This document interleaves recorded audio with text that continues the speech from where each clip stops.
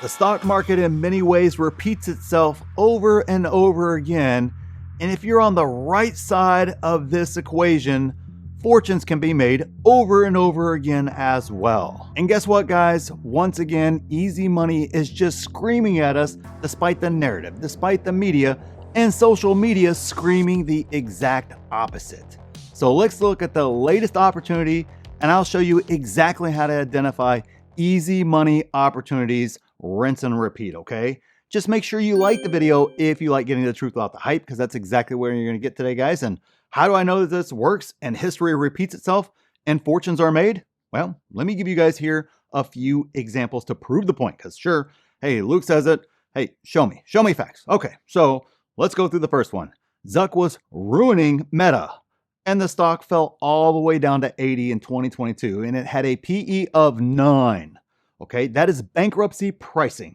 Okay, that's what it was priced at, which means it was easy money to be made on the back end. So we bought and we bought and we bought, despite the narrative being the exact opposite everywhere all around. All right, so what about Palantir, right? Same exact thing. It was flat for 3 years and could be had all day, every day for under $20, and a good chunk of that time under $10 per share. Okay, and the narrative back then was going bankrupt if they don't dilute you to death first. One of the two is going to happen. That's what's going to happen. And so we ignored that because it was total garbage, and we bought and we bought and we bought that stock. All right, so maybe those aren't your cup of tea. I got it, man. Let's talk about the big banks, okay? The big banks, big, slow moving, boring, silly banks were going to get crushed because of high interest rates. They can't make money in a high interest rate environment. So stocks like Goldman and JP Morgan fell down to $300 for Goldman and right around $100 for JP Morgan. And guess what? Silliness. And we bought and we bought and we bought. And right now we're sitting on almost a triple up in just a few years on boring bank stocks, which, oh, by the way, also pay you a nice hefty dividend the entire time we held them. It was literally easy money on a super safe stock. No speculation, no to the moon garbage, nothing else. Super easy money in a super easy stock because the narrative was laughably wrong and didn't reflect what the actual companies were doing and what was actually going on. And I hear you guys right now, I got it. But Luke, that was 2022 to 2024. What about recent times? Well, guys, I'm glad that you asked me that, because guess what? We got examples of that too. Google was a dead stock and so far behind that they were dead as a company, okay? And I'm not even talking about 2022 when you could pick it up for 80 bucks. Or even in 2024 when you could pick it up for just over 100 bucks or so, 120. We're talking about last year. It could be had for just $150 per share. And for years prior to that, obviously, we had it just as low as $80. And for years, all I heard while I was busy buying was that it's a dead company. You're dead money. You're wasting your time. Well, guess what? Just under a year later, we are sitting on 150% gain, and it's on track to become the largest company in the world. Definitely in the race now, and it's on the cover of Time magazine of all things. I mean, not bad for a dying company going nowhere in just over a year. I mean, heck, even SoFi last year could be had in the $9 range because Noto was a bad CEO, and even despite its recent struggles after earnings, no fault of the earnings there, just, hey, fintech just is getting beaten up overall, you were still up big on those buys. And there are other examples of, well, just from our group members, right? They're in our group, right? We had group members who bought NVIDIA in the low teens. Robinhood, $10, like there's no end. Some of you guys love HIM stock. They were buying that one down in the $4 range, seemed like forever. I mean, the HIM's room is, it's always lighting up for a variety of different reasons. But nonetheless, that right there is how cheap some of those stocks got. And the narrative around them was clearly not true. Heck, in just this past year, AMD for under $100 per share. And it seems like it's been that way forever because my group's been buying that stock forever underneath those prices. And look at the run you just got. That's just now getting started. Who knows how much more room it has to run up. Those are all easy money type of opportunities that we are looking for. Don't worry about it. We'll talk about how to get those and identify those here in just a second. But we're looking for those type of opportunities. Not hype trash that takes off and it's the next big thing. And then, of course, it crashes back down to earth because there's nothing there fundamentally, or the fundamentals just aren't that strong.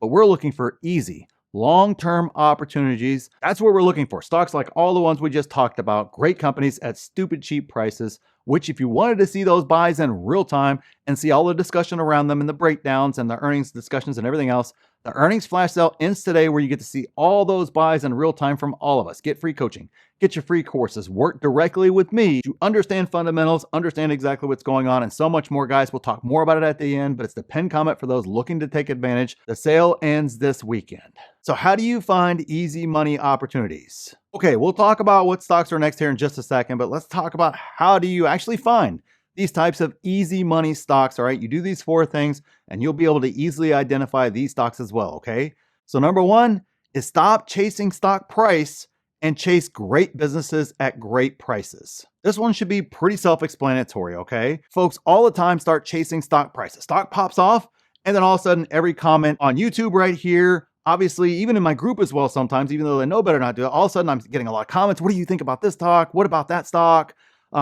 That's people chasing stock price. I don't get a whole heck of a lot of comments whenever a stock crashes outside of should I sell, right? And a great business is at a great price. That's not what I get asked about a lot. It's always the exact opposite. Stop chasing stock price and worry about chasing great businesses at great prices. You focus that direction, you flip that equation over, you flip that mindset over, and all of a sudden opportunities scream at you. I'm sorry, I don't see an opportunity where I'm looking at a stock chart and all of a sudden the stock pops up like that. And I look at the earnings, I look at the fundamentals, go, whoa, there's nothing really there.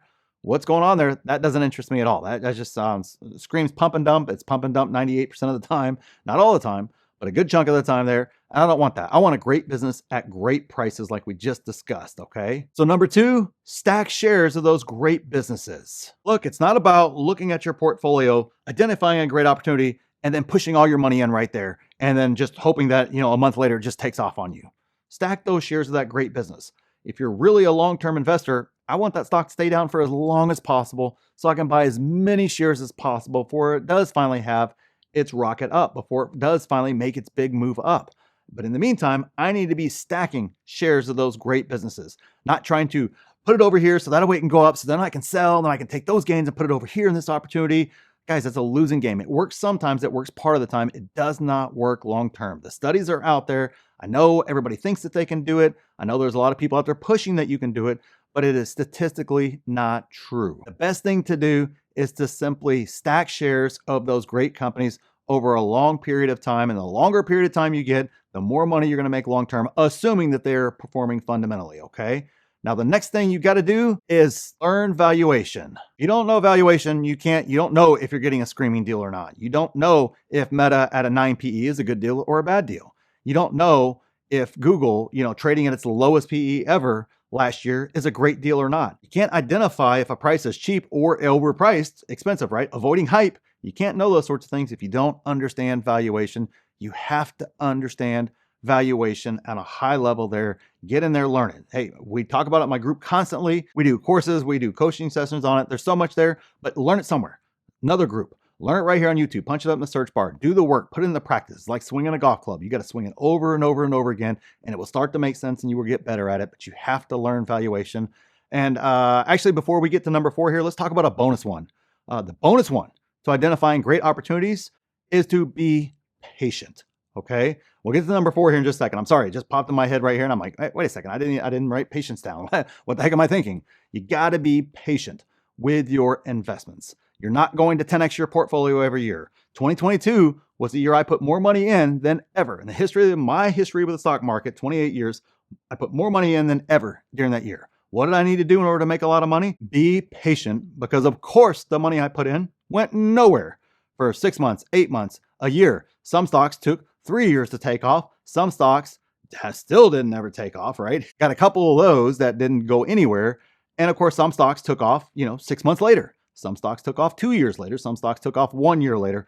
All of them were on a different journey. But if you weren't patient and you were expecting everything to just 10x tomorrow, that right there is where you get yourself absolutely crushed. So you got to be patient. So on to number 4 is you got to look dumb in the short term to be genius long term. Okay, let me explain this here with an example so that way it makes sense. Hopefully I can make sense of it, okay?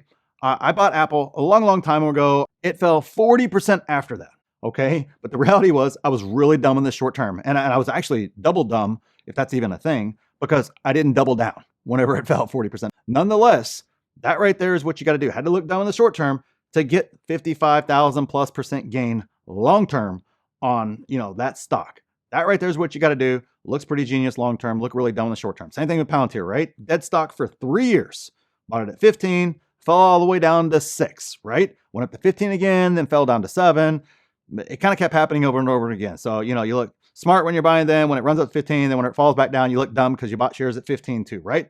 Just kept right on buying and ended up being a quote unquote genius move long term. Meta seems to die every few years. I've been buying shares for years now, and each time it dips, I look dumb because of course it dips, and sometimes really, really hard. But of course, in the end, you see it ends up looking quote unquote genius in the end, where everyone questioned why I was buying, and I looked dumb in the short term. But over the long run, I'm not calling myself a genius at all, but you end up looking like a genius on a lot of those buys. That right there is what you got to do in order to identify those types of opportunities. You got to be comfortable with that. So what stocks do I see as easy money? Well, we just discussed SoFi recently, discussed it too much, so I'm not going to rehash it here again. You can catch any of my previous 2-3 videos on SoFi there if you want me to talk about why I believe that stock is an easy money stock, okay? But I believe Amazon as well is going to be a big winner in the next few years, okay? Look out 5 years and you tell me if you think Amazon's going to be bigger or smaller than what they are right now. And they are accelerating their growth and some of their growth leaders, and they're getting into higher and higher profit margin businesses overall. So I'm really, really excited for some of the new things that are coming with Amazon here in the next few years that I think are really gonna, although they like to spend a lot of their money on CapEx and a lot of other things of that nature, I think they're gonna make all that money back and more in spades later on here, coming soon. With Meta recently slipping again, it could get cheap enough for me to start gobbling up shares again that will print easy money in the end. And I also know some of you guys have been eating up the SaaS players. I'm still busy analyzing them. I want to get through all the earnings season to see if there's anything there I really want to buy. But there are several of those stocks that are lining up as easy money opportunities, and just simply use the things we just talked about to identify those easy money opportunities instead of chasing hype, chasing hope, chasing all the flash and dash and everything else. It's just not worth your time and effort. So that right there is exactly how I identify those. And of course, if you want to have those high level discussions about that, see all those buys in real time from myself and our 1,700 group members strong, check out the pinned comment down there, because the sale ends this weekend for my group, where you get access to that. You get free courses, free coaching, the best 6, 7, and 8 figure Discord out there. We got a stock calculator in there.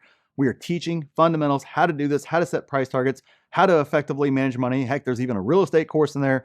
Guys, there's so much involved. Check out the pinned comment, see if a membership's right for you, and take advantage of the sale before it ends this weekend. And click this video here if you want to see exactly what I'm buying in this market. And click here to see my exact plan for this market. Thanks for watching, and we'll see you in the next one.